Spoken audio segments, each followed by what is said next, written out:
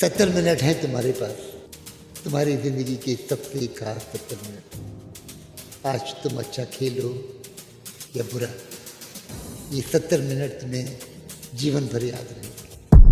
Film में सिर्फ 40% हमें दिखाया गया है, क्योंकि फिल्म की शुरुआत भी वहाँ से होती है जहाँ मैच खत्म हो चुका है। उसके पहले क्या हुआ था, कैसे हुआ था। किसी भी स्पोर्ट्समैन की जो कहानी है वो तो वहाँ से शुरू होती है जब वो पहली बार खेल के मैदान में कदम रखता है, और वहाँ से लेके भारतीय हॉकी टीम में खेलने तक का उसका जो सफर है वो कम दिलचस्प थोड़ी होता है। जीवन ने आपकी कई परीक्षाएं ली हैं, पर एक बहुत कठिन परीक्षा ली थी जब आपने आपके बड़े बेटे को एक एक्सीडेंट में खोया था। उनकी 13वीं भी पूरी नहीं हुई थी जब यशराज फिल्म्स आपके लिए चक दे इंडिया का ऑफर लेकर आए थे। मेरे को लगता है कि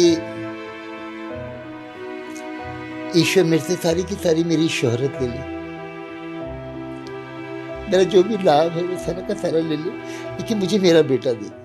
कुछ लोग आवेश में आके उनको लगता है एक कमेंट भर कर देंगे तो कोई बड़ी बात नहीं है, पर वो कमेंट एक कोच की प्रतिष्ठा, एक खिलाड़ी की प्रतिष्ठा पर किस तरह से एक दाग लगाता है, इसका उन्हें भान नहीं होता। जब मैं स्टेडियम में एंटर करता था वहाँ पीछे से बहुत खराब आवाजें आती थी, एक दो नहीं, मुझे कितनी आवाज आती थी। ओए नेगी, 7 गोल खाए तूने पाकिस्तान के साथ, 7 लाख रुपए लिए तूने, कहाँ है पैसा। सर, कैसा लगता है जब हमारे नेशनल स्पोर्ट के लिए कोई बाहर का कोच आके हमें सिखाता है। I am always against foreign coaches actually, he will not understand their side. एक पंजाबी प्लेयर है, उसको आपको चिल्लाना पड़ता है, you have to shout at him, मरदा बहुत जोर से, and then he will play.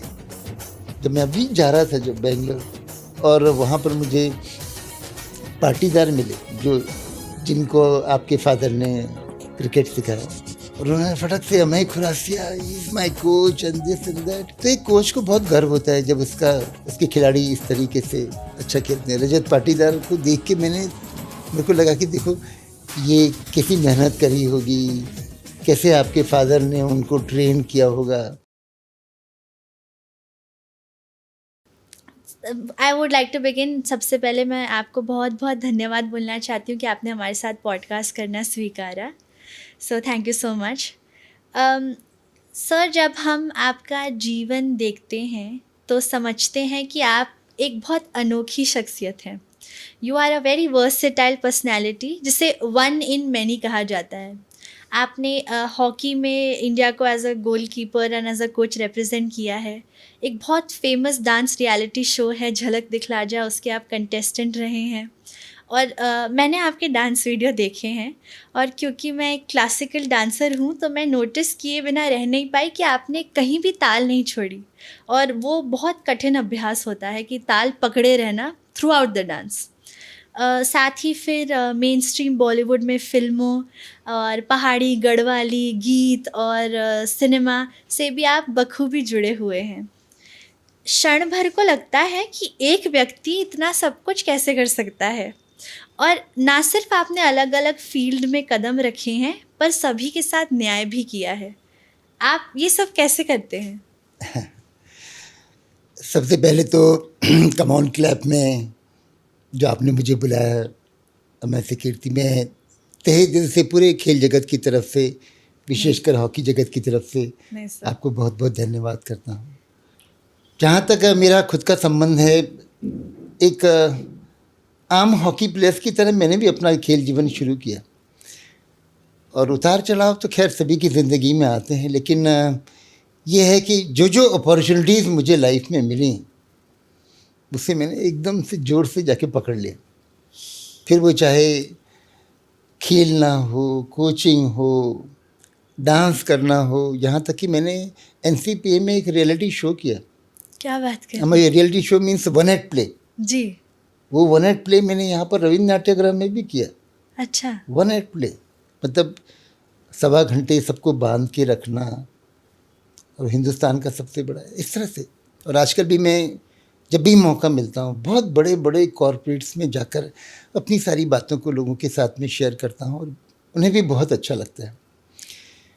Basically क्या है, आपने आपको हमेशा एब्रेस्ट रखना चाहिए, दुनिया के से आगे बढ़ के थोड़ा सा कुछ करना चाहिए। हमारे साथ के हॉकी प्लेयर्स बहुत बड़े बड़े हॉकी प्लेयर्स रहे, 2-2 3-3 ओलंपिक्स में उन्होंने अपने देश को रिप्रेजेंट किया, लेकिन कहीं ना कहीं वो गुमनामी के अंधेरों में खो गए।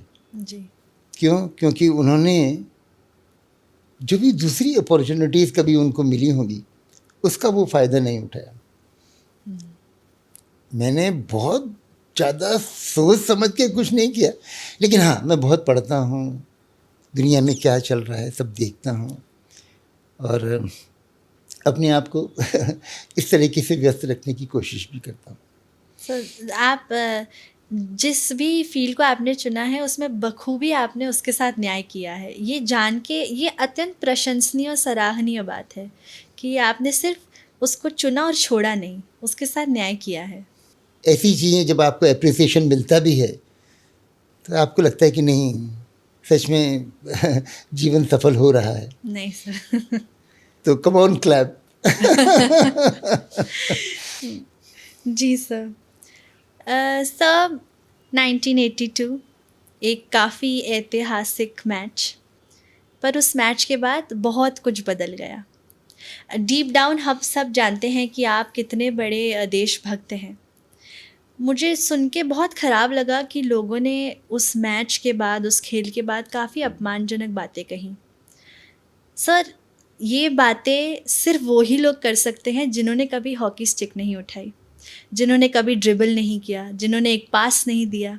एक हॉकी स्टिक जिस तरह से वार करती है, ये वो ही समझ सकता है जिसने सहा है। और हमारे राष्ट्रकवि श्री रामधारी सिंह दिनकर भी पांडवों के लिए संघर्ष पे और सहने पे कहते हैं, सह धूप घाम पानी पत्थर पांडव आए कुछ और निखर। वो निखार हम देख रहे हैं। तो सब पूरी स्पोर्ट्स फ्रेटर्निटी, हर खिलाड़ी, चाहे वो क्रिकेट हो, हॉकी हो, स्विमिंग हो, चेस हो, अलग अलग स्पोर्ट्स फ्रेटर्निटी से हर खिलाड़ी की तरफ से आप उन लोगों को क्या मैसेज देना चाहते हैं जो आवेश में आकर एक कमेंट करके चले जाते हैं? उनके लिए आपका क्या संदेश है? 1982 में पहली बार किसी खिलाड़ी के ऊपर इस किस्म का इल्ज़ाम लगा था। This is called yellow journalism. मेरे बाद में अजहरुद्दीन के ऊपर ये इल्ज़ाम लगा था, लेकिन I was the first person. और उस समय मुझे याद है कि पहली बार कलर टेलीविजन्स आए थे हिंदुस्तान में। लोग उस मैच का आंखों देखा हाल जो था, लाइव कवरेज जो था, वो अपने टेलीविजन्स पर देख रहे थे। उस समय गोलकीपर्स हेलमेट नहीं पहनते थे, तो मेरा चेहरा पहली बार दुनिया के सामने आया था। और उसके बाद वो चक दे इंडिया में जो थोड़ा बहुत दिखाया वो बहुत कम था, जो एक्चुअली मेरे साथ में हुआ। जहाँ जाता था लोग इतनी ख़राब तरीके से बर्ताव करते थे कि मैं बता नहीं सकता। मतलब मेरी माँ जो हैं वो मैच देखकर आ रही थी उसी ट्रेन के अंदर जिसमें वहाँ पर बहुत सारे लोग बैठकर उस मैच के बारे में कह रहे थे, और वो मेरी बहुत बुराई कर रहे थे। कह रहे थे कि इसने ज़रूर पैसा खाया होगा और इसका ये और इसका वो। और मेरी माँ जो थी वो चुप बैठी रही। जो खिलाड़ी या जो भी इंसान जिसके ऊपर वो बीतता है, तो सिर्फ उसके ऊपर नहीं बीतता, उसके परिवार के लोग, उसके आसपास के उसके दोस्त, सारे के सारे वो उस ट्रॉमा को झेलते हैं। लेकिन कहीं ना कहीं मुझे मालूम था कि मैंने पैसा तो लिया नहीं है पाकिस्तान से। ये लोग बोल रहे हैं जो कि एक गोल का 1 लाख रुपए लिया, ये सब झूठ बातें हैं। तो मैंने अपने आप को फिर से मानसिक रूप से तैयार किया। मैंने कहा एक बार मैं वापस भारतीय हॉकी टीम में आऊँगा और अपने ऊपर जो बदनमा दाग लगाए मेरी पेशानी पर, उसको धोने की पूरी कोशिश करूँगा। मैंने बहुत कोशिश की एज ए प्लेयर, लेकिन मेरी वापसी नहीं हुई एज ए प्लेयर। लेकिन जब मैंने खेलना छोड़ा, उसके बाद में मैं जब कोच बना, तब भी मैंने एक सपना देखा। मैंने देखा कि एक दिन मैं बनूंगा कोच भारत का, गोल्ड मेडल जिताऊंगा और कैसे भी करके अपने देश का राष्ट्रीय ध्वज जो है उसे एक बार फिर ओलंपिक्स में फहराऊंगा। तो 1998 बैंकॉक एशियन गेम्स में, जहाँ धनराज पिल्ले भारतीय हॉकी टीम के कप्तान थे, मेरी कोचिंग में पहली बार भारत ने स्वर्ण पदक जीता था 32 साल के बाद। क्या बात है। ज़िंदगी में मैं पीछे मुड़ के देखता हूँ तो मुझे लगता है कि उस समय मैं बहुत यंग था जिस समय मेरे साथ में ये सब कुछ हुआ ना। और हमारे जो मैनेजमेंट, टीम मैनेजमेंट थे, जो कोचेस थे, उनसे बहुत सारी गलतियाँ भी हुई। When I became as a coach, मैंने कोशिश करी कि वो सारी गलतियाँ जो हैं वो दोहराई नहीं जाए। मैंने अपने प्लेयर्स थे उनके अंदर एक ट्रस्ट डेवलप किया। जी। मैंने एक नो रेडिक्यूल पॉलिसी बनाई। अच्छा। कोई किसी का उपहास नहीं उठाएगा, सीनियर जूनियर नोबडी। और उसके बाद हम सभी ने मेहनत करी और वो हासिल किया। अभी जब मैं अभी जा रहा था जब बेंगलोर, और वहाँ पर मुझे पाटीदार मिले जो जिनको आपके फादर ने क्रिकेट सिखाया, और उन्होंने फटक से Amay Khurasia is my coach and this and that. तो एक कोच को बहुत गर्व होता है जब उसके खिलाड़ी इस तरीके से अच्छा खेलते हैं। रजत पाटीदार को देख के मेरे को लगा कि देखो ये कैसी मेहनत करी होगी, कैसे आपके फादर ने उनको ट्रेन किया होगा। तो ऐसे कोच, हर एक का जो कोच है उसका काम रहता है कि अपने खिलाड़ी से बेस्ट निकाल के ले। मैं धनराज पिल्ले को थोड़ी सिखा सकता हूँ कि वो ऐसे ड्रिबल करे, ऐसे हिट मारे। Can I teach him? No. But Dhanraj Pillay से अच्छा परफॉर्मेंस निकाल के लेना, that is the beauty of a coach. और वो उसमें मैं सफल रहा। और इसीलिए जब मैं वुमेन हॉकी टीम में भी गया तो जितने उन्होंने टूर्नामेंट खेले, जितने, सब में उन्हें गोल्ड मिला। क्या बात है। तो सर, बट जैसे कि मैंने कहा कि कुछ लोग आवेश में आके उनको लगता है एक कमेंट भर कर देंगे तो कोई बड़ी बात नहीं है, पर वो कमेंट एक कोच की प्रतिष्ठा, एक खिलाड़ी की प्रतिष्ठा पर किस तरह से एक दाग लगाता है, इसका उन्हें भान नहीं होता। तो आप ऐसे लोगों को क्या संदेश देना चाहते हैं? क्योंकि बहुत सारे अन्य खिलाड़ी और भी हैं जो शायद आपके जवाब से अपना जवाब दे देंगे। वैसे कीर्ति, मैं वही कह रहा था कि जब मैं स्टेडियम में एंटर करता था वहाँ पीछे से बहुत ख़राब आवाज़ें आती थी। एक दो नहीं, मजा नहीं, कितनी आवाज़ आती थी। ओए नेगी, 7 गोल खाए तूने पाकिस्तान के साथ, 7 लाख रुपए लिए तूने, कहाँ है पैसा, ये वो, इतनी ख़राब बातें, कुछ कहने की बात नहीं। मैं कस्टम्स में काम करता था उस समय। वहाँ पर कुछ न्यूज़ आई कि सीबीआई की इंक्वायरी हो रही है, तो लोगों ने वहाँ पे भी मुझसे बात करना बंद कर दिया। मैंने कहा यार हम भी लपेटे में आ जाएंगे, आप हमसे दूर रहो। तो इस तरह के जो कटाक्ष किए जाते हैं वो कई खिलाड़ियों को तोड़ देते हैं, है ना। और वो दारू का, सिगरेट का, बुरी चीज़ों का सहारा लेते हैं। लेकिन मैंने ऐसा नहीं किया। मैंने हमेशा बिल्कुल अपने ध्येय को सामने रखा और इन चीज़ों से बचा रहा, जिसकी वजह से आज इतना प्यार मिला दुनिया में। मैं नहीं समझता कि धनराज पिल्ले या जितने बड़े बड़े खिलाड़ियों के अलावा किसी भी खिलाड़ी को वो सम्मान, वो प्यार नसीब हुआ हो जो मुझे मत नसीब। मैं अपने आप को बहुत धन्य समझता हूँ। तो लोग जो है वो सिर्फ कहते हैं कि ही वॉज लकी, लेकिन ऐसा नहीं है। कुछ तो रहा होगा कि शाहरुख भाई जो हैं आज इतने बड़े मुकाम पे पहुँचे हैं। एक हम्बल बैकग्राउंड से निकलकर कोई भी आदमी अगर आगे बढ़ता है, कहीं ना कहीं उसमें कुछ टैलेंट होता है, उसकी ईमानदारी, उसकी सच्चाई, ये सारी की सारी चीज़ें उसके कामों में दिखती हैं। बिल्कुल सर। तो बहुत ज़्यादा परेशान नहीं होना चाहिए। लोग कहते हैं, और सच भी है, जब तक लोग बुराई नहीं करते या टांग नहीं खींचते, ऐसा सोचना चाहिए कि शायद सक्सेस में कुछ कमी रह गई है। तो जब अपन आगे बढ़ते हैं बेटे तो सब लोग थोड़ा पीछे से पुल करते हैं, बुराई करते हैं, लेकिन ये जीवन है, इसमें जितना अच्छे से अच्छा कर सके करना चाहिए। जी। और वो कहते भी हैं कि उसकी बहुत बुराई होती है, आदमी ज़रूर अच्छा होगा, तभी उसकी बुराई हो रही है। हाँ। सर, आपने अब काफ़ी साल अपने कोचिंग को दिए हैं और एज अ कोच आपने कई खिलाड़ियों को ट्रेन किया है, नई तकनीकें समझी हैं, नई तकनीकें इंट्रोड्यूस भी की हैं। तो सर, अगर आपको 1982 का मैच का एक मोमेंट रीलिव करने को मिलेगा तो आप क्या अलग करते? क्योंकि बतौर कोच अब आप उसे अलग नज़रिए से परख सकते हैं। जैसा कि आपने भी कहा कि एज अ कोच आप बहुत सारे रिफॉर्म्स लाए जो आपके समय नहीं थे, जैसे एक नो रिडिक्यूल रूल है। तो एज अ कोच अगर आप जूनियर मिस्टर नेगी को देखते तो आप क्या अलग करते या उनसे क्या अलग करवाते?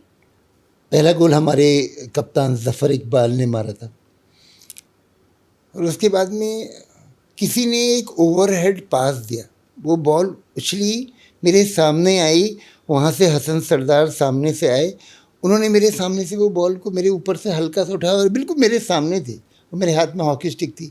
मुझे एक बार लगा कि मैं उसे इंजर्ड कर दूँ, I could have easily injured him, और मैं उसको अगर इंजर करता और किसी को मालूम भी नहीं पड़ता, सच बता रहा हूँ मैं, जिस तरीके से इंजर करता, क्योंकि हॉकी एक वेपन है। करेक्ट। और बिना सामने वालों को नुकसान पहुंचाए हुए आपको जीतना पड़ता है।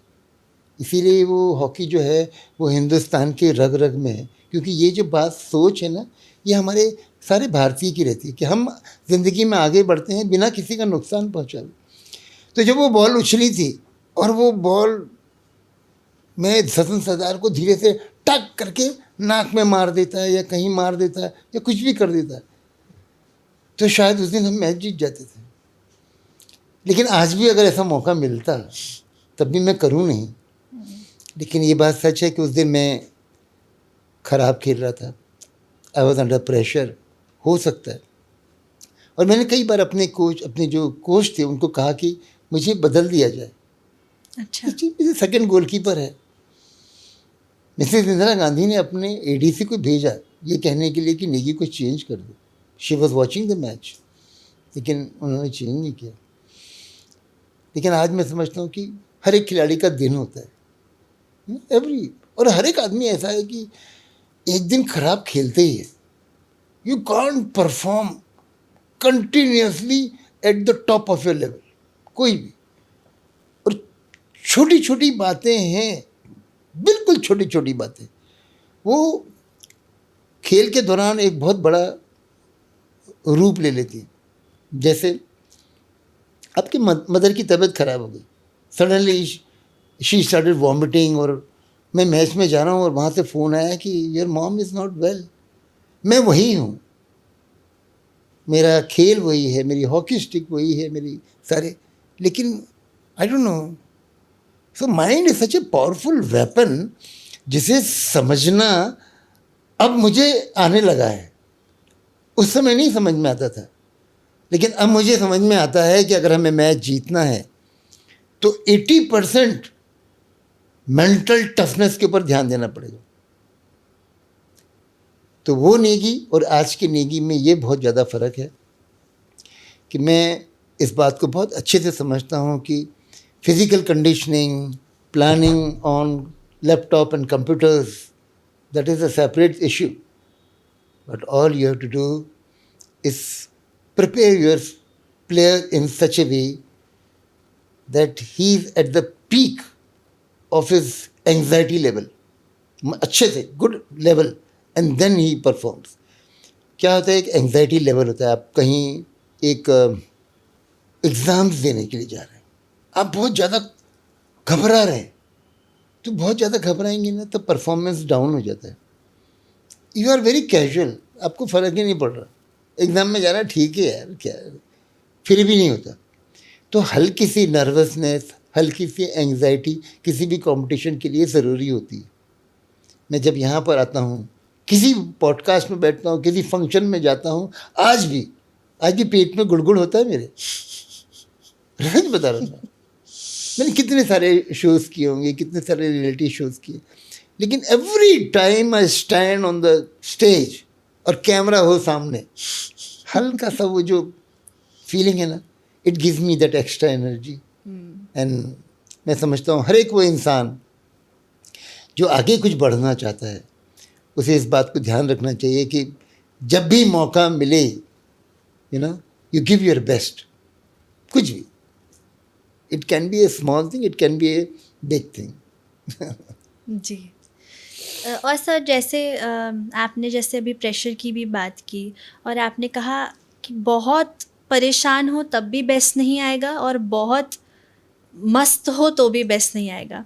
तो जैसे साइकोलॉजी में भी दो चीज़ें होती है, एक यू स्ट्रेस होता है, एक डिस्ट्रेस होता है। यू स्ट्रेस मतलब गुड स्ट्रेस जो आपको आगे जो आपको पुश करता है अच्छा करने के लिए, और डिस्ट्रेस जिसमें आपकी हालत ख़राब हो जाती है, आप नहीं अच्छा कर पाते। और प्रेशर हम कंट्रोल नहीं कर सकते क्योंकि जैसे आपने कहा कि कुछ फैमिली इमरजेंसी हो गई, कुछ आपको कोई न्यूज़ मिल गई, क्राउड प्रेशर है, आप वो सब कंट्रोल नहीं कर सकते। तो हर प्लेयर की लाइफ में mental toughness is 80% of his game. Sir आज भी बहुत सारे कोचेज़ और बहुत सारे इंस्टीट्यूट्स ये नहीं सिखाते हैं। उनको लगता है कि आप थ्योरी पढ़ा दीजिए और फिर आप प्रैक्टिकली उसको अप्लाई करने की कोशिश कीजिए, पर रण तो रण होता है, वो आपको जो सिखाएगा वो किताब कभी नहीं सिखा सकती। तो हमें ऐसा क्या करना चाहिए, या उन इंस्टीट्यूट्स को या उन अपकमिंग कोचेस को या उन टीचर्स को ऐसा क्या करना चाहिए कि वो आपको मेंटली प्रिपेयर करने की एटलीस्ट कोशिश करें? ऐसा क्या इम्प्लीमेंट कर सकते हैं हम? ये मेरे ख्याल से बहुत ही अच्छा प्रश्न है, बहुत बढ़िया प्रश्न है। और 29 अगस्त हमारे देश के सबसे बड़े हॉकी प्लेयर, हॉकी के जादूगर मेजर ध्यानचंद जी का जन्मदिन है, जिसे हम पूरे राष्ट्र में राष्ट्रीय खेल दिवस के रूप में मनाते हैं। जी। 1928, 1932, 1936 3 ओलंपिक्स में भारत को स्वर्ण पदक जिताया उन्होंने। फिनोमिनल। और अभी जो स्पोर्ट्स पॉलिसी बनी है उसमें कहीं ना कहीं आपके प्रश्न के जो आंसर्स हैं वो थोड़े से छुपे हुए हैं। नेशनल स्पोर्ट्स पॉलिसी में पहली जो पॉलिसी थी उसमें खेलों को बेसिकली एक हेल्थ की तरह से लिया जाता था। You should improve your health, आपका डिसिप्लिन अच्छा होना चाहिए, तो इसको खिलाओ। आप स्कूल्स कॉलेजेस में डिसिप्लिन के हिसाब से खिलाते थे, थोड़ा सा और लोगों से मिलना जुलना रहे, आदमी लोग मिलें, इस किस्म से वो नेशनल पॉलिसी स्पोर्ट्स के लिए बनती थी। लेकिन जो अब नई स्पोर्ट्स पॉलिसी आ रही है गवर्नमेंट, और 3 दिनों का ये जो राष्ट्रीय खेल दिवस का सम्मान मनाए जाने की प्रक्रिया वगैरह हो रही ना, इसके अंदर कहीं ना कहीं पे खेल को एक राष्ट्रीय सम्मान के साथ में जोड़ के देखा जा रहा है। और ये आप और हम दोनों महसूस करते हैं कि हमारा 140 करोड़ का जो मुल्क है उसने पिछले ओलंपिक्स में 1 सिल्वर मेडल और 5 ब्रॉन्ज मेडल जीते हैं। 1 स्वर्ण पदक जीतने से हम महरूम रहे। तो मुझे ऐसा लगता है कि आजकल बड़े बड़े युद्ध तो होते नहीं हैं, वर्ल्ड वॉर्स वगैरह, सारे जो युद्ध हैं वो खेलों के मैदान में होते हैं, ओलंपिक्स में होते हैं, वर्ल्ड कप में होते हैं।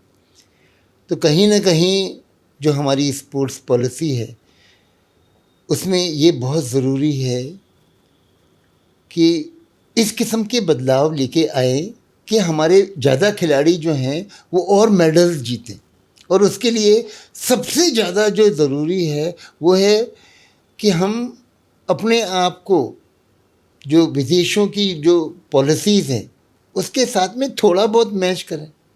और उनकी पॉलिसीज़ में ये एक बहुत बड़ा प्रावधान है कि आप मेंटल टफनेस हो, उनके यहाँ पर स्पोर्ट्स साइंस, उसके ऊपर बहुत ज़्यादा ध्यान दिया जाता है, खेलों के ऊपर फिजियोथेरेपी पे बहुत ज़्यादा ध्यान दिया जाता है। ये तीनों ये जो चीज़ें हैं ये थोड़ी सी इग्नोर रहीं पहले भी और अभी तक भी। असं बहुत सारे लोग सुविधाएं जिनके पास नहीं होती उसके बावजूद अच्छा खेलते हैं। जैसे अगर हम मेजर ध्यानचंद की बात करें, तब कोई एस्ट्रो टर्फ नहीं होता था, तब उन्होंने फिर भी हॉकी खेला और हमारे देश के लिए स्वर्ण पदक लाए। तो जो लोग बहाने बनाते हैं, जो सुविधा चाहते हैं, जो असुविधा में डर जाते हैं, उन्हें आप क्या कहेंगे?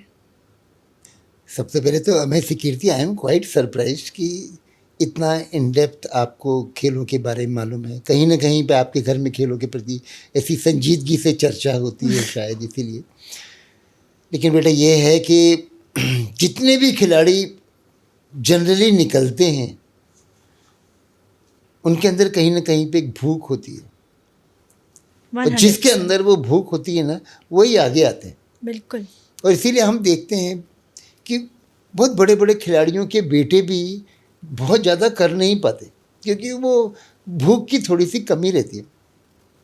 खेलों का अभाव जहाँ तक है वो तो चलता है। तो जो फाइटर्स होते हैं, जो ज़िंदगी से लड़ना जानते हैं, वही अपने मुकाम तक पहुँचते हैं। थोड़ा सा आत्मविश्वास और थोड़ा सा लगे रहो, वो एटीट्यूड होना चाहिए। खेलों में सफलता पाने के लिए जो मूल मंत्र है बेसिकली, वो यही है कि you have to work hard and there has to be a perseverance. Hard work and perseverance, बस ये दो ट्रेड तो सबसे ज़्यादा ज़रूरी है। बाकी चीज़ें भी हैं, लेकिन जब तक वो नहीं रहेगा तब तक बहुत मुश्किल है। तो जो खिलाड़ी होता है ना, वो कई बार या अक्सर वो उन चीज़ों के ऊपर ध्यान नहीं देता जो नहीं होती हैं, उन चीज़ों पे ध्यान देता है जो वो कर सकता है। तो what you can do is you can work hard, you can improvise on every time, her bar improvise improvise improvise. और मुझे ऐसा लगता है कि जैसे मैं गोलकीपर हूँ, तो मैं कुछ सोच के गोल नहीं रोकता। इट इज़ रिफ्लेक्स एक्शन बोलते हैं उसको। जी। वहाँ से बॉल फेंकी और यहाँ से शॉट लगा, which is reflex action. It has got nothing to do with कि मैं सोच के ऐसा करूँगा वैसा करूँगा, नहीं होता है। उसके लिए रिपीटिशन रिपीटिशन एंड रिपीटिशन। 100%। आप कितनी बार रिपीट कर रहे हो शॉट को, और जब वो आप वहाँ मैदान में पहुँचोगे, आपको मालूम है इस शॉट को मैंने यार कितनी बार मारा है, don't worry. And then without any fear you play those shots, without any fear you dive, you know it is going to come here. Absolutely. मेहनत और हार्ड वर्क, इनका कोई सब्स्टिट्यूट कभी हो ही नहीं सकता। और मुझे लगता है आपका reflex action, more than that it is कि हॉकी और आप आत्मसात हो चुके हैं। हॉकी जानता है कि आप उसके बिना नहीं जी सकते, और आप भी जानते हैं कि आपकी रग रग में हॉकी है। और जैसे किसी ने बहुत खूब कहा है कि ये संघर्ष की राह जो चलता है वही संसार को बदलता है, जिसने रातों से जंग जीती हो सूरज बनकर वही निकलता है। क्या बात है भाई। तो good. संघर्ष के बिना तो कुछ संभव है ही नहीं। Absolutely, और absolutely. संघर्ष के बिना कुछ करने की अपेक्षा रखना, ये तो मूर्खता ही होगी। बहुत अच्छे, बहुत बढ़िया। इसी से मेरा एक प्रश्न बन रहा है सर, कि हमारे देश में खेल और खिलाड़ी की प्रतिभा कम नहीं है। हमारे देश में प्रतिभा बहुत है, और हमारे देश ने काफ़ी स्टेट लेवल और नेशनल लेवल प्लेयर्स दिए हैं दुनिया को। पर सर, इंटरनेशनल प्लेयर्स की संख्या अभी भी कम है। तो एक गुड प्लेयर और एक ग्रेट प्लेयर के बीच का फ़र्क क्या होता है? ये बात यकीनन सच है कि ये ना इतना बड़ा हमारा मुल्क है, और उसमें जैसा मैंने पहले भी कहा, हम लोग ना जहाँ विदेशों के खिलाड़ी, एक एक खिलाड़ी 5-5, 6-6 गोल्ड मेडल की उम्मीद के साथ में ओलंपिक्स में जाता है, समूचा देश जो है एक गोल्ड मेडल के लिए महरूम रहता है। कहीं ना कहीं पे मुझे ऐसा लगता है कि हमारे जो पॉलिटिशियंस हैं, हमारे जो कर्ता धर्ता हैं, जो हमारे जो ब्यूरोक्रेट्स हैं, जो भी समझ लो, वो लोग खेलों को थोड़ा सा इग्नोर करते हैं।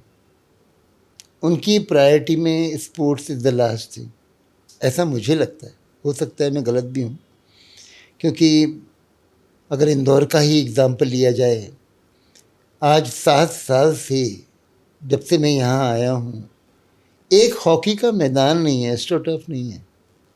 और मजबूरन होके हम लोग वो डेली कॉलेज के सामने वहाँ पर सड़क के ऊपर 200 बच्चों को हॉकी सिखाते हैं। बच्चे आते हैं वहाँ खेलने के लिए, लेकिन सड़क पे वो हॉकी खेलते हैं। और वो पथरीला ग्राउंड है, वहाँ पर उनके दांत टूट गए, 2 बच्चों के दांत टूट गए, वहाँ पर बॉल उड़ गई। वहाँ पर एस्ट्रोटर्फ नहीं है, खेलने का मैदान नहीं है। एक मैदान था, वो गवर्नमेंट ने छीन लिया।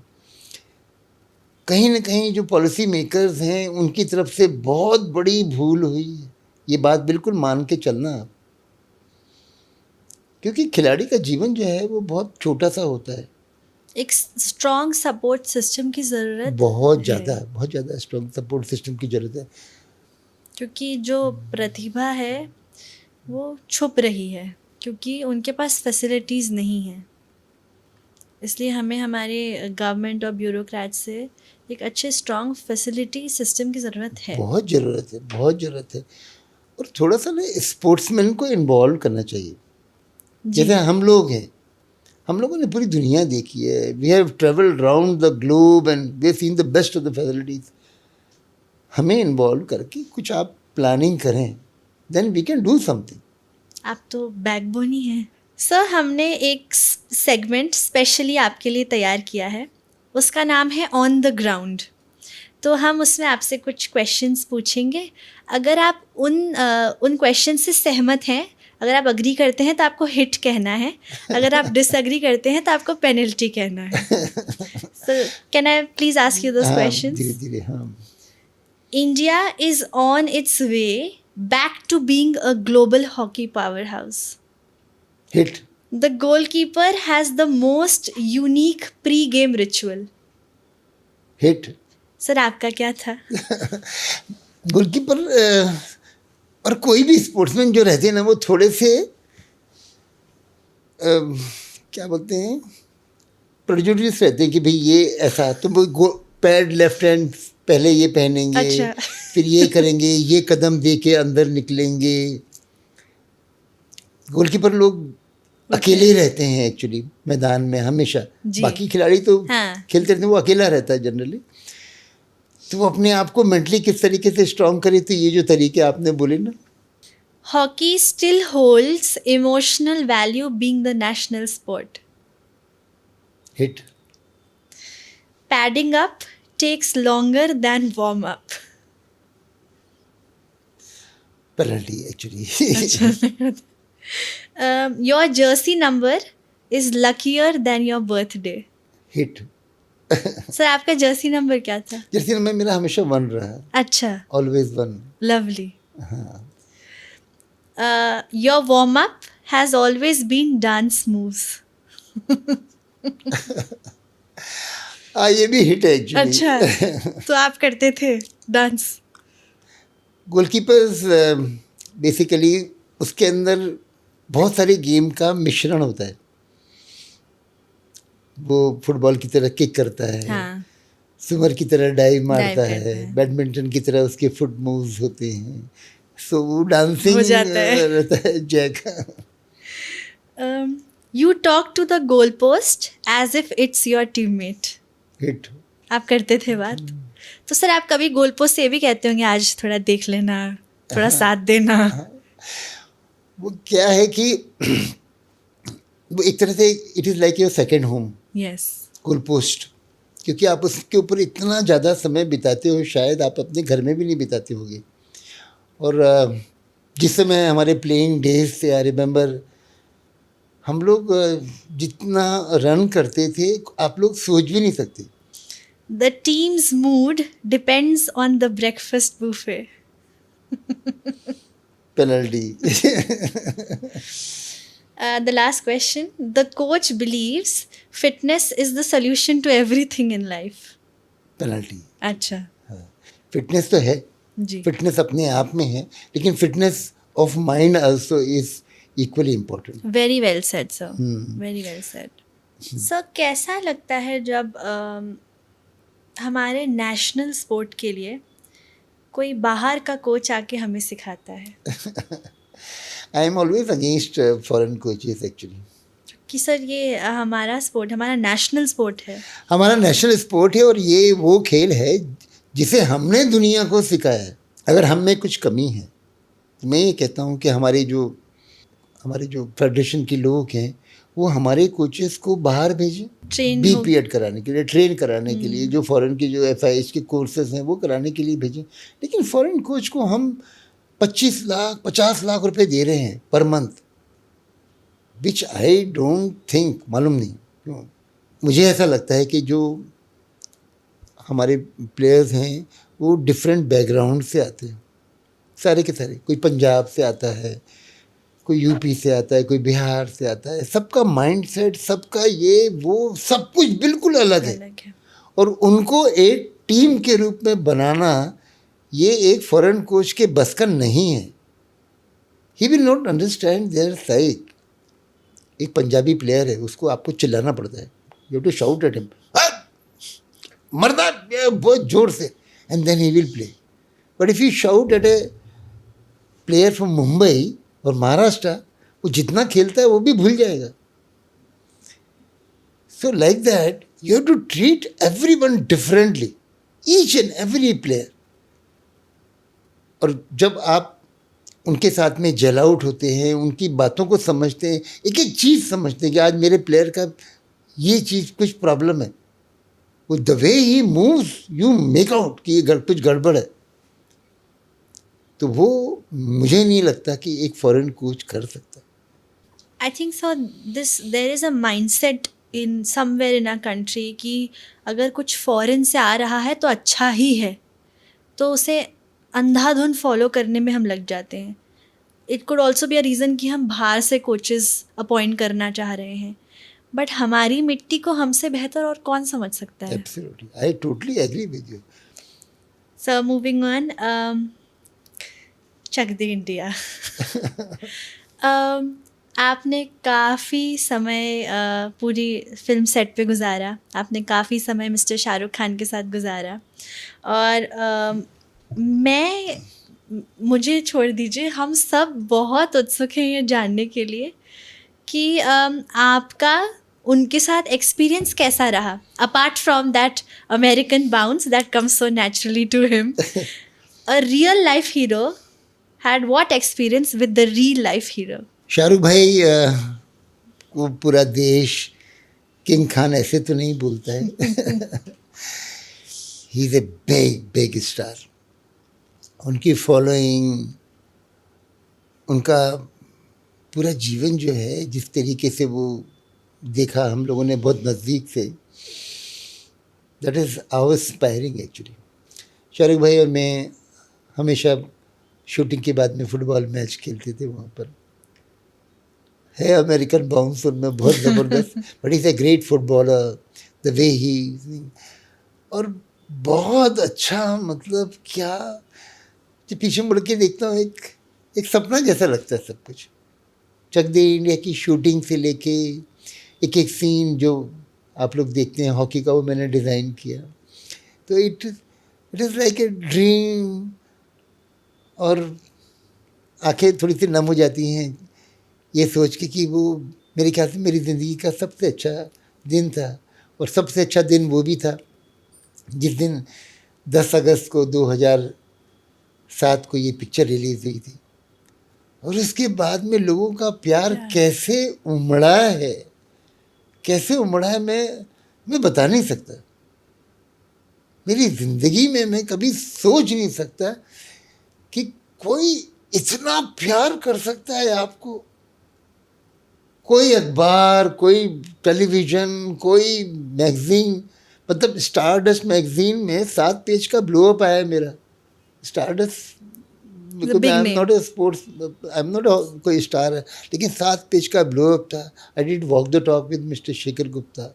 वाह. आई डिड सो मेनी, सारे के सारे. तो शाहरुख भाई ने मेरा साथ भी दिया जब मैं झलक दिखलाजा कर रहा था. तो किसी ने कहा अगर शाहरुख भाई आपके बारे में 2 शब्द बोल देंगे नेगी सर, तो कम से कम आप 6-7 राउंड तो ऐसे ही क्लियर हो जाएंगे. And he did that. He spoke very well about me. उन्होंने कहा कि सच है ना, जब हम कोचिंग कर सकते हैं तो आप डांस क्यों नहीं कर सकते? Why you can't be me when I can be you, ऐसा तरीका. But he is a very fine man. उनकी मेमोरी जो है वो बहुत ज़बरदस्त है.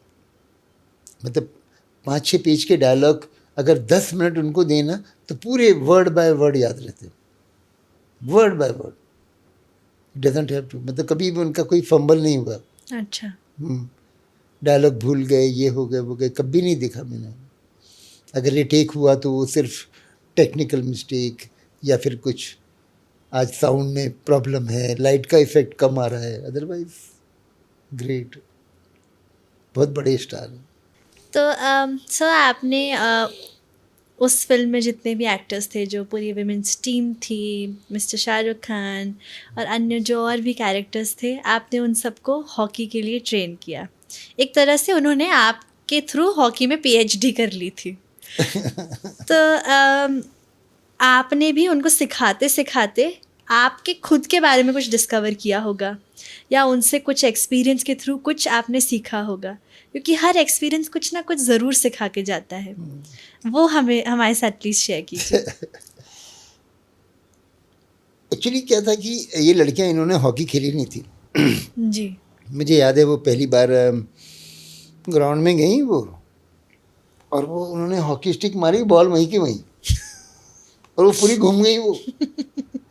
फिर उन्होंने दोबारा ट्राई किया तो दोबारा भी बॉल वहीं है और वो हॉकी स्टिक उन्होंने घुमाई, एंड दे स्टार्टेड क्लैपिंग.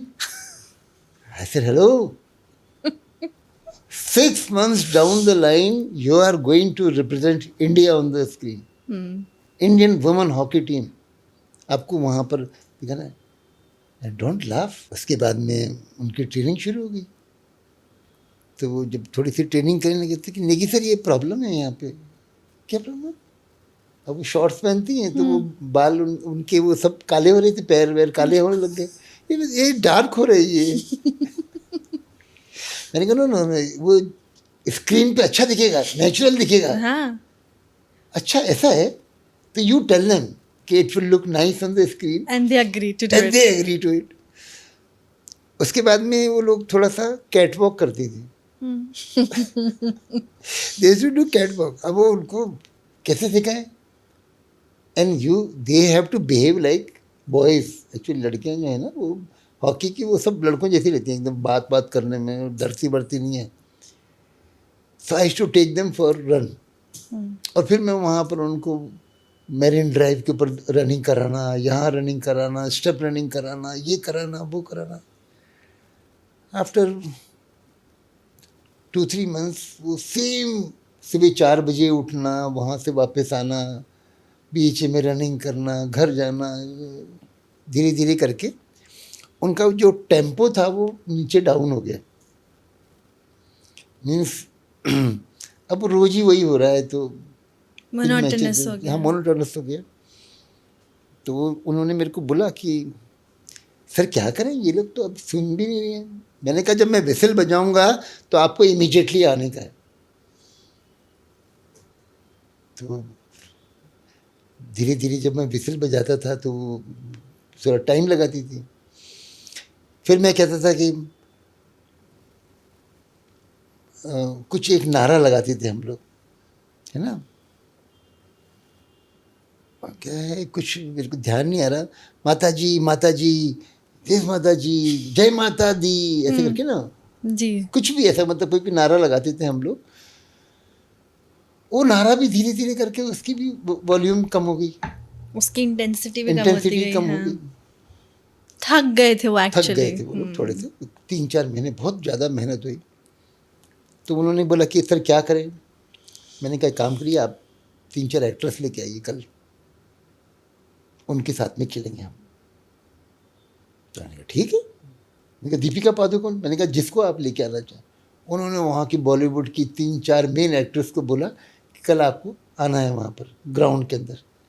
मैंने कहा एक्चुअली क्या है कि we are not happy with your performance because you are not doing so well, we want to give them a chance something, okay. Reverse psychology. और उसके बाद उनको खिलाया उस दिन। And every day after game we used to have this session, I used to give them some pep talks and this and that. और अगले दिन जब मैंने बोला माता जी, सब जोर से बोले जय माता दी। तो क्या है, उनको थोड़े से झटके देना, थोड़ा सा ये करना, ये सारे की सारी चीज़ें ना हर चीज़ में ज़रूरी होता है।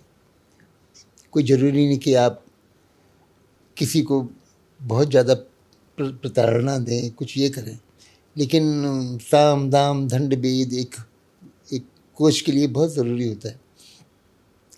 तो ये उन लड़कियों के साथ में जब हुआ, वो आज भी याद करती है कोच साहब, I think they were the best days for them too. So many girls got recognition through Chak De India. Yes. एंड वो कभी भी सुबह उठ के रोज आती थी, फिर वो जब बंद हो गया तो फिर वो उनका उठना भी बंद हो गया। बॉलीवुड में तो सभी लेट उठते हैं थोड़ा सा, आज भी याद करती हैं, फ़ोन करती हैं। For us it was a dream. They looked superb hockey players. They were उनको देख not, के हाँ। आप बता नहीं सकते कि ये सीख के एक्टिंग कर रही हैं। आपने उनको बहुत बखूबी ट्रेन किया है। जीवन ने आपकी कई परीक्षाएं ली हैं, पर एक बहुत कठिन परीक्षा ली थी जब आपने आपके बड़े बेटे को एक एक्सीडेंट में खोया था।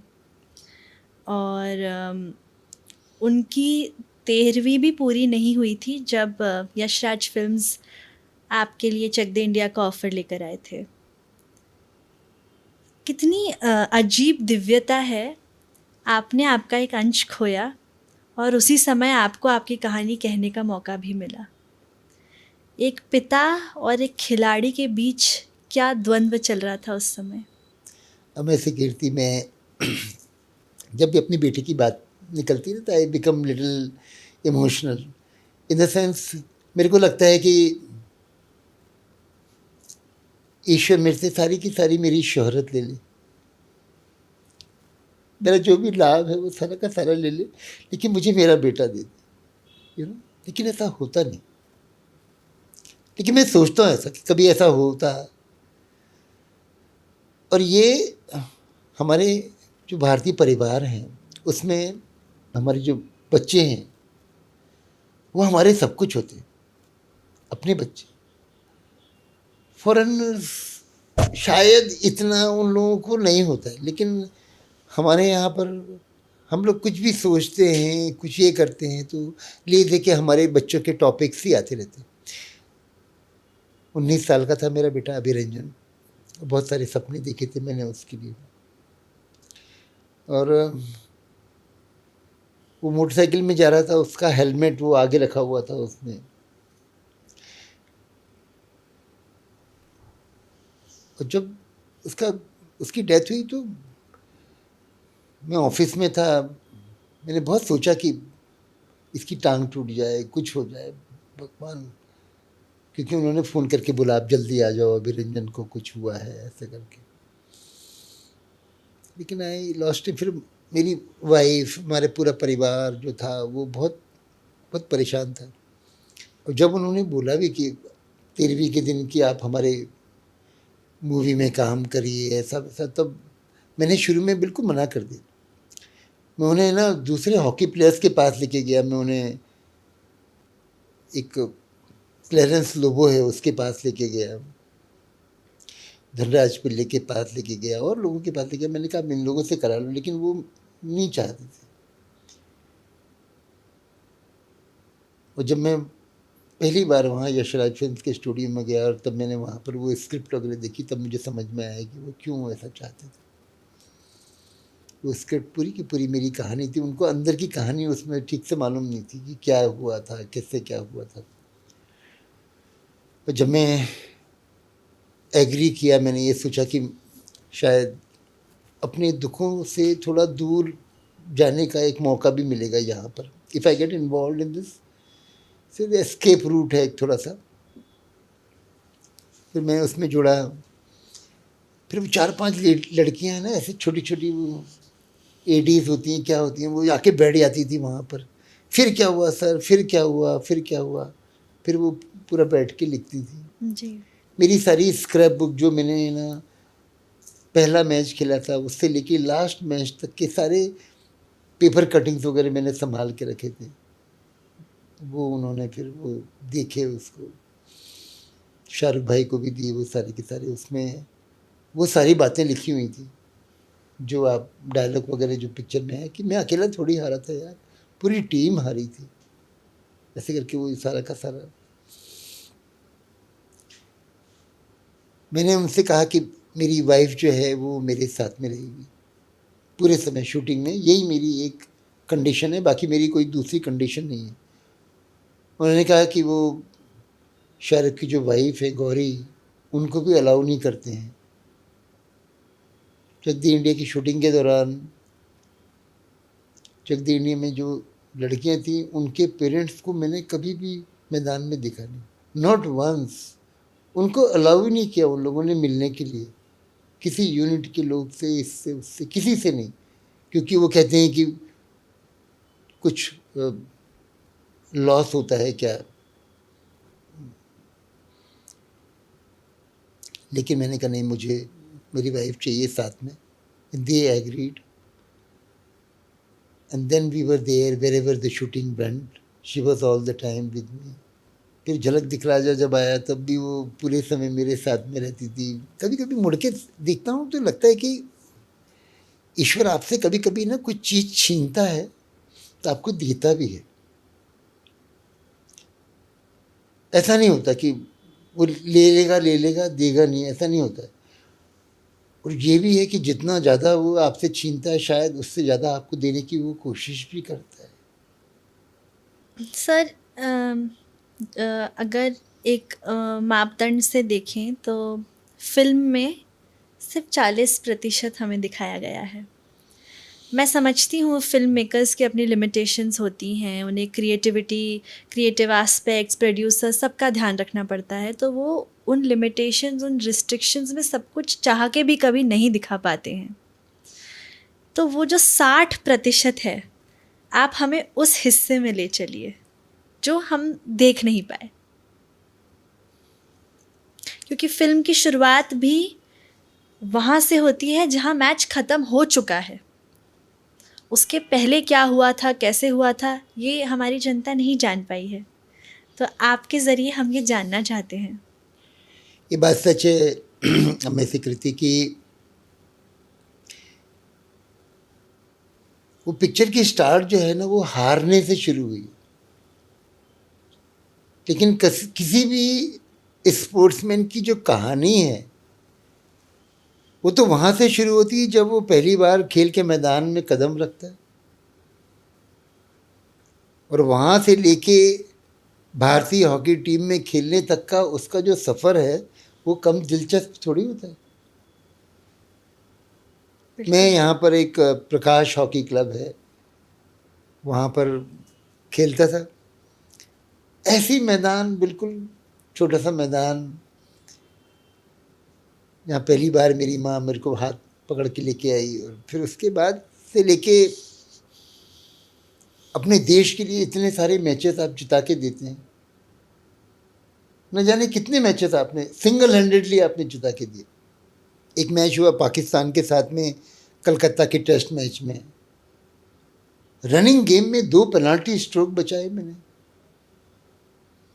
जब मैं अपने मुंबई कस्टम्स के लिए हॉकी खेल रहा था तब भी है ना, किसी मैच में मैंने 2 पेनाल्टी स्ट्रोक बचाए, और उसी दिन मुझे मेरा पहला बेटा हुआ। अरे तो वाह। उस ज़माने में ये मोबाइल वगैरह नहीं होते नहीं थे, टेलीफोन नहीं था। नेक्स्ट डे इंडियन एक्सप्रेस में आया, Negi who saved 2 strokes became a father yesterday, ऐसा करके कुछ है। ब्यूटीफुल। और हिंदुस्तान का नंबर 1 खिलाड़ी बनना, हर जगह आपके चर्चे हो रहे हैं, हर जगह आप जा रहे हैं, ये वो। तो वो सफ़र भी ना बहुत बढ़िया सफ़र रहा।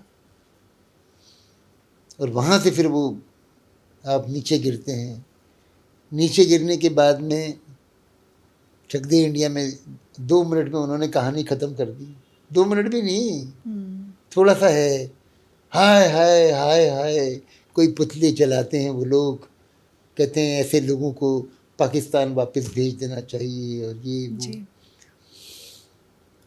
और कबीर खान जो है वो मूवी में कुछ 5 साल 6 महीने 14 दिन ऐसा कुछ रहता है, कुछ बोलते हैं वो, उसमें उनकी वापसी हो जाती। जी। लेकिन मेरी वापसी 16 साल तक हुई। 16 साल के बाद 16 years I was relentlessly following my dream. Every single day I used to go on the ground. Every day practically I am going on the ground and thinking of becoming a coach someday and getting gold medal for my country, just to clean your image. my image. Sir, हमारा एक और segment है जिसे clap show कहते हैं। उसमें हम कुछ प्रश्न पूछते हैं और आपको या एक शब्द या एक लाइन में उनके जवाब देने होते हैं। ठीक है तो क्या मैं वो क्वेश्चंस पूछ सकती जी हूँ? जी बिल्कुल। Define Shri Negi in 1 line or 1 word, whatever you feel like. I may be one of the best open book you will ever read. Beautiful. Beautiful. Who is the captain of your house? My wife is the captain of my house. One dialogue you can say perfectly from Chak De India. बहुत सारे dialogue हैं, लेकिन सबसे famous dialogue तो यही है, 70 minute हैं तुम्हारे पास, तुम्हारी ज़िंदगी के सबसे खास 70 मिनट। आज तुम अच्छा खेलो या बुरा, ये 70 मिनट तुम्हें जीवन भर याद रहेंगे। क्या बात है। What is the biggest lesson of your life? I think humility, that is what I learned from all my trials and tribulations and my struggle. Which moment in your career inspired Chak De India? When I became the coach of the Indian women hockey team and we won the gold medal, and this particular moment was not highlighted in the newspapers. Ji. There was a very small article about the victory. That is what was the turning point of making this particular movie. Yes. जिस आदमी ने इसे देखा था उसको बहुत खराब लगा, और फिर उन्होंने वो पूरी की पूरी कहानी वगैरह लिखी। बनाई है। What does the word comeback mean to you? Every living creature on this earth has this particular trait called fight back. Everybody. छोटी सी चींटी हो, बड़ा हाथी हो, वो गौरैया हो, वो बाज हो, everybody. All you have to do is play. Play means play with your life. Enjoy your life. Ji. And then only you can develop this trait which will help you in 90% solving of your problems, I think. वो अगर bounce back आपके अंदर है, और ऐसा कोई नहीं है जिसको, life doesn't spare anyone. Absolutely. हाँ, वो तो सबकी मुश्किलें तो आती हैं, लेकिन if you don't give up then you see there is so many good things waiting for you in your future. Great things take great time. Things. आपको मालूम नहीं है ईश्वर आपके लिए क्या सजो के रखा है. बिल्कुल सर. आप जिंदगी को ज़्यादा बेहतर तरीके से समझते हैं. जी. If you could give one advice to your younger self, what would that be? Younger Negi was, I was a child that time, and whatever was happening in me, the time I was thinking of committing suicide. I was like other people. It was only after years of struggle that I developed into a person who I am today. Ji. That time I was like any other ordinary child, bubbling with emotions. I tell my son that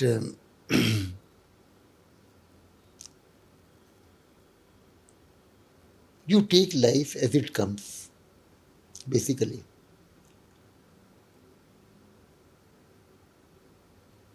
It is good to be ambitious in life, but you don't have to exert to a very big extent. Okay. Just keep your focus and keep working. And things automatically fall in place. बहुत ज़्यादा पागलपन, बहुत ज़्यादा दीवानापन, बहुत ज़्यादा नहीं करना. आप धीरे धीरे करेंगे कुछ भी चीज़. आई थिंक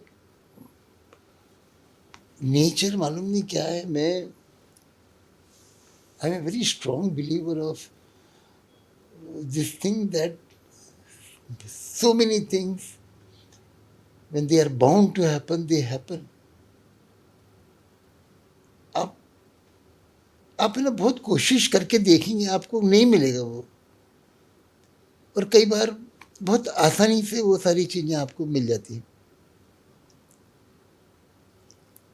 मालूम नहीं क्या है ये. You are becoming the national coach. I didn't do anything extraordinary. मैंने कुछ FIH का कोर्स किया हो, ये किया हो, नहीं. One fine day, a friend of mine who used to play in the combined university's hockey team, he becomes the general secretary of Hockey India, and he gives the reins of Indian hockey in your hand. It's all luck और nature और कुदरत. वो कुदरत आपको धीरे धीरे करके ना उसी जगह लेके जाती है. ऐसा होता है कभी कभी. तो इस चीज़ को हम रियलाइज करते हैं. Blessings. हाँ, blessings of the God you start realising now. पहले नहीं था. Take life as it comes. Just keep your focus. Work hard, अच्छे से. लेकिन है ना कुछ ऐसा मत कि तुम पागलपन करो, ये करो, वो करो. जरूरत नहीं. Work hard. Don't give up. जी. So that was the clap show, and we have one last question, sir. What is the best advice you ever got, and what is one advice you want to give? बस best advice actually मालूम नहीं, लेकिन मेरे coach Ashok Yadav मेरे से हमेशा ये कहते हैं कि जिसके पास चने होते हैं ना उसके पास में दांत नहीं होते,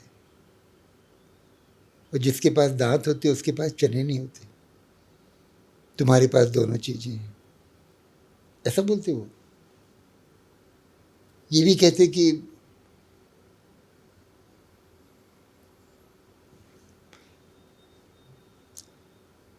लेकिन मैं क्या बोलूँगा किसी को, मतलब मैं I am too small to give advice still.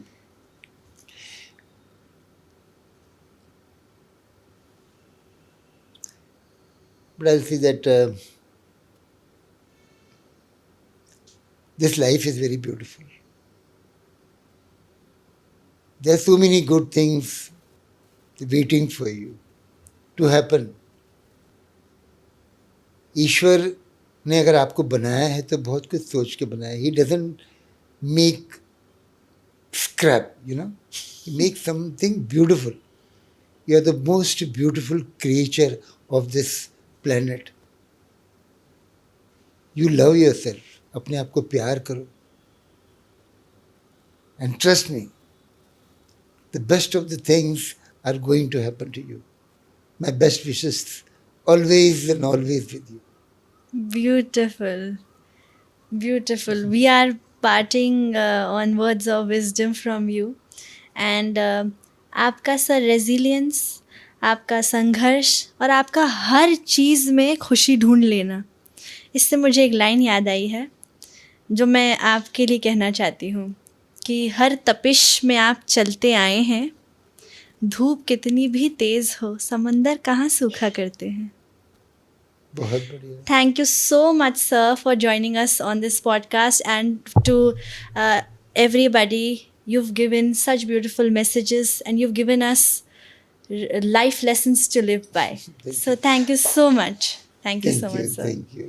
Trust me, मैंने इतने सारे पॉडकास्ट किए हैं, लेकिन आज जो मैंने दिल निकाल के रखा है और कम ऑन क्लैप में आप लोगों ने मुझे बुलाया, तहे दिल से thank you so much. Thank you so much. God bless you. Thank you, sir. हमारा सौभाग्य है आप आए. Pleasure is Thank you, mine. sir.